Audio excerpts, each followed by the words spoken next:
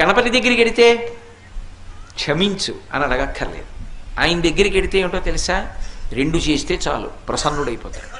ఒకటి ఇలా ఇలా ఇలా అంటే చాలు. మిటికలు ఈ 2 కణతల మీద 3 మాటలు కొడితే ఆయనకి సంతోషం. ఇలా కూడా అనక్కర్లేదు ఆయన దగ్గరే.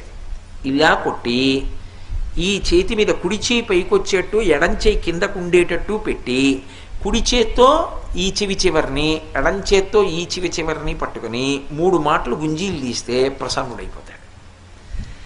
ఏమండి మీరు చెప్తున్నారు బాగానే ఉంది, కానీ అంత పరబ్రహ్మం విఘ్నేశ్వరుడు ఆయనకి ఎందుకండి ఇలాంటివన్నీ, ఇలాంటి పిల్లల చేష్టితాలు అన్నీ చేస్తే ఏమిటండి ఆయనకి ఆ సంతోషం అని అడగచ్చు మీరు. దీని వెనక ఒక మర్మం ఉంది.